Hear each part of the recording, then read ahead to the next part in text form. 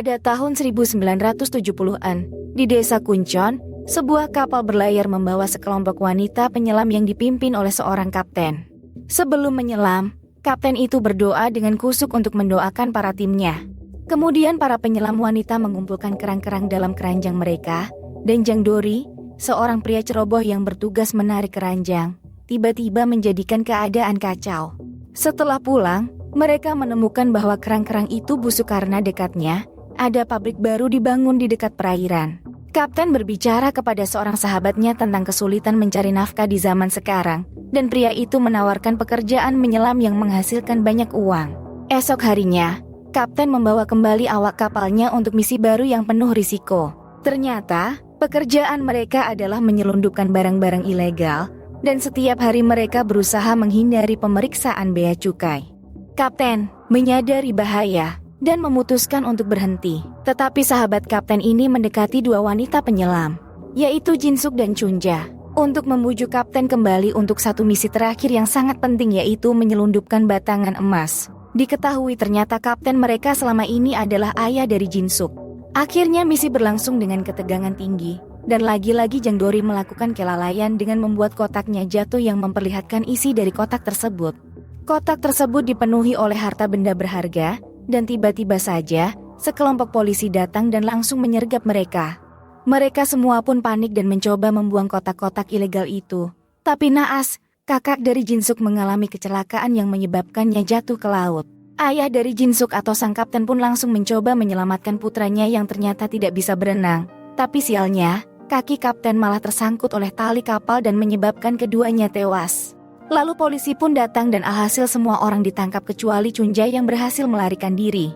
Wanita penyelam lainnya dijatuhi hukuman penjara. Beberapa bulan kemudian, rumor menyebar bahwa Chunja adalah pengkhianat yang sebenarnya dilakukannya untuk mendapatkan uang dan melarikan diri ke Seoul. Terlihat di sini Jinsuk yang sangat kecewa karena ia harus dipenjara dan melihat kakak dan ayahnya meninggal di lautan. Ditambah lagi, Jinsuk percaya bahwa Chunja yang adalah sahabatnya sendiri adalah pengkhianat yang menjebak mereka semua. Beberapa tahun kemudian, Chunja nampak seperti orang kaya di Seoul yang sedang berjualan barang-barang ilegal yang dia seludupkan dari luar negeri. Tetapi tiba-tiba, dia disergap oleh Bos Kon yang adalah kepala mafia yang memiliki bisnis seludupan terbesar. Bos Kon tidak senang kalau Chunja menjual barang seludupan di daerah kekuasaan miliknya. Akhirnya Chunja pun meminta ampun dengan berjanji akan membukakan jalan seludupan baru bagi Bos Kon yang akan mendatangkan keuntungan yang besar. Dan Chunja pun kembali ke Kuncon untuk membukakan jalan bagi Bos Kon. Di sisi lain, Jinsuk dan teman-temannya ternyata sudah bebas. Mereka sekarang hidup miskin terpaksa bekerja untuk Jang Dori yang mengambil alih kepemimpinan kapal setelah kematian kapten. Jinsuk sudah menjual kapal ayahnya kepada Jang Dori dan Chunja melihat situasi ini dari kejauhan. Chunja kemudian menemui temannya yang lain bernama Yufen yang memiliki paras cantik dan memiliki bisnis ilegal sebagai wanita penghibur. Chunja juga menemui Jang Dori dan mengajak Jang Dori untuk berbisnis menyelundupkan barang-barang Bos Kon, seorang mafia yang kaya raya. Tapi Chunja di sini rupanya ingin memakai para teman-temannya dulu sebagai wanita penyelam. Mungkin karena Chunja iba dengan kehidupan mereka yang sekarang yang hidup miskin dan ditindas oleh Jang Dori. Chunja pun mendatangi Jinsuk. Dan ini adalah pertemuan mereka yang pertama setelah 3 tahun terakhir. Di sini, Jinsuk masih menaruh dendam terhadap Chunja, dan tentu saja Jinsuk menolak mentah-mentah tawaran dari Chunja. Tapi suatu ketika, teman Jinsuk mengalami kecelakaan ketika bekerja sebagai penyelam untuk mengambil gurita di laut. Ia nekat untuk bekerja ke laut dalam yang banyak hiu, untuk hanya sekedar menambah pemasukan. Alhasil, seekor hiu pun datang dan membuatnya terluka, hingga kakinya harus diamputasi. Jinsuk yang sedih karena melihat keadaan temannya pun tidak bisa berbuat apa-apa, karena biaya operasi yang sangat mahal. Dan ditambah lagi suami temannya ini ternyata juga sudah kehilangan sebelah tangannya dan kesulitan bekerja. Akhirnya, mau tidak mau, Jinsuk pun kembali mendatangi Chunja dan menerima pekerjaan tersebut dengan upah yang lumayan. Meskipun begitu, terlihat kalau Jinsuk masih belum mempercayai Chunja. Kemudian Chunja pun mendatangkan Bos Kon dari Seoul dan bersiap memulai operasi mereka yang pertama. Tapi terlihat dari jarak jauh, polisi Lee memantau mereka dan mencoba mencari informasi tentang operasi ini. Polisi Lee kemudian mendatangi Yufen dan mengancam Yufen. Di sini, Yufen akhirnya mau tidak mau harus membeberkan rencana Chunja dan kawananannya, dan mengatakan kalau mereka semua akan beroperasi di tengah laut pada siang hari. Dengan penuh kepercayaan diri, polisi Lee datang dan menyergap mereka dengan pasukan yang banyak.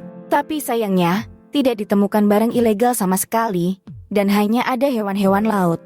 Hal ini rupanya sudah direncanakan oleh Chunja. Chunja tidak bodoh dan mengetahui kalau selama ini, dia dibuntuti oleh petugas bea cukai.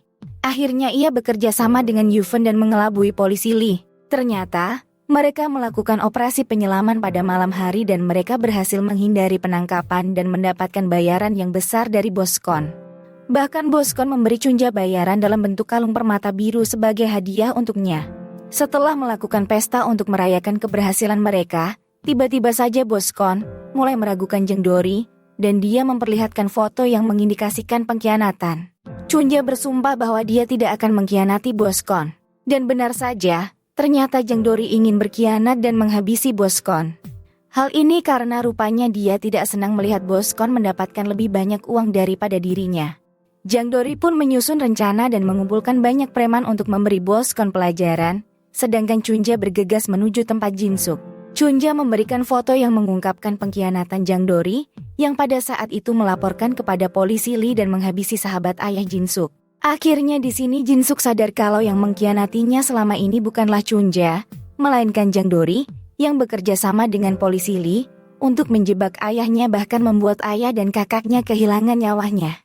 Akhirnya tiga wanita ini Chunja, Jinsuk, dan Yufen merencanakan operasi mereka sendiri dan hal yang pertama mereka lakukan adalah dengan diam-diam masuk ke kantor polisi untuk mencari berkas Jeng Dori. Setelah menyelidiki, mereka menemukan bahwa Jeng Dori dan Ketua Lee adalah benar-benar bersekongkol dan mereka sekarang siap untuk membalaskan dendam kepada Jeng Dori. Singkat cerita di suatu operasi penyeludupan mereka, Boskon dan Chunja sedang melihat sebuah peta yang terdapat barang berupa berlian senilai 300 juta won. Chunja memberitahu kalau lokasi di laut tempat barang itu disembunyikan terlalu berbahaya karena ada banyak hiu. Lalu tiba-tiba, Jeng Dori menyerbu tempat Boskon berada beserta rombongan preman di belakangnya. Di sini Boskon beserta satu bodyguardnya berusaha mati-matian mempertahankan diri, sedangkan Chunja rupanya dilindungi oleh Boskon di kamar mandi. Boskon dan satu bodyguard kepercayaannya menghantam beberapa anak buah Jeng Dori dengan lihainya. Hal ini karena ternyata Boskon dan bodyguardnya adalah veteran perang yang menguasai banyak ilmu bela diri. Tapi sayangnya bodyguard Boskon ternyata menerima terlalu banyak serangan yang menyebabkan dirinya kehilangan nyawa. Sedangkan Boskon yang hampir menang, ternyata dicurangi oleh Jeng Dori yang telah melapisi tubuhnya dengan kayu. Akhirnya Boskon kini tumbang oleh Jeng Dori, dan Chunja pun disandra untuk memberikan informasi lebih banyak kepadanya. Di sisi lain, polisi Lee yang ngamuk kembali mendatangi Yufen dan memberikannya pelajaran karena memberikan informasi palsu. Beruntung Jisuk datang dan melindungi Yufen. Kemudian menjelaskan kalau semua ini adalah ulah Jeng Dori yang diam-diam ingin mencuri berlian seharga 300 juta. Rupanya di sini tiga wanita ini ingin memecah belah polisi Lee dan Jeng Dori. Hal ini rupanya berhasil karena polisi Lee yang marah langsung menyergap kediaman Jeng Dori dan menemukan berbagai bukti dari kebohongan Jeng Dori. Akhirnya mereka semua diminta untuk mengambil barang ilegal itu dan mengancam mereka untuk tetap berenang meskipun ada banyak hiu di sana. Wanita penyelam ini pun terpaksa menurut dan mulai turun ke dalam air. Rupanya tidak cukup sampai di sana. Polisi Lee ternyata merencanakan untuk menghabisi mereka semua agar tidak ada saksi mata yang melihat. Dimulai dari rekan polisinya sendiri yang dihabisi Jeng Dori, lalu dia memerintahkan anak buah Jeng Dori untuk terjun ke laut dan menghabisi para wanita itu di sana. Tapi di sini para wanita ini begitu lihai di dalam air. Mereka bahkan tidak membutuhkan tabung oksigen untuk menyelam di tempat yang dalam. Akhirnya dengan berbagai cara, mereka semua berhasil mengatasi anak buah Jeng Dori. Beberapa ada yang dijebak ke bebatuan, hingga ada yang diserang oleh hiu. Para wanita ini berhasil mengambil berlian itu dan naik ke permukaan. Tapi sayangnya polisi Lee masih menembaki mereka dari kapal. Akhirnya Yufen yang sudah muak melihat kekejian polisi ini pun mendorong dirinya dan polisi Lee ke air. Padahal di sini, Yufen sama sekali tidak bisa berenang. Melihat kesempatan ini, para wanita penyelam segera menyerang polisi Lee dan menghabisinya di air. Sedangkan berlian yang mereka berhasil ambil, mereka tinggalkan lagi di laut karena ada hiu yang mengintai. Tapi memang Jeng Dori si gila duit. Dia nekat menyelam sendiri dan mengambil koper yang berisi berlian tersebut.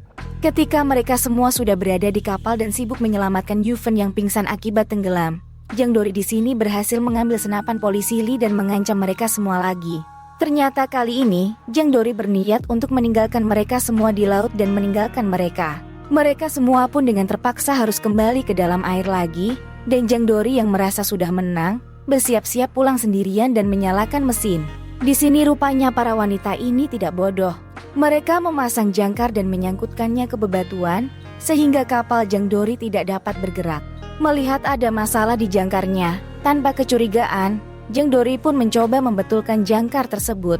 Tapi Jang Dori tidak sadar, rupanya para wanita ini sudah kembali ke kapal dan berhasil mengambil senapan polisi Lee. Jang Dori yang sudah terpojok pun malah terpeleset ke dalam lautan. Pada awalnya, Jin Suk ingin menghabisi Jang Dori dengan senapan, namun rupanya Chunja mencegahnya dan membiarkan alam yang membalas perbuatannya.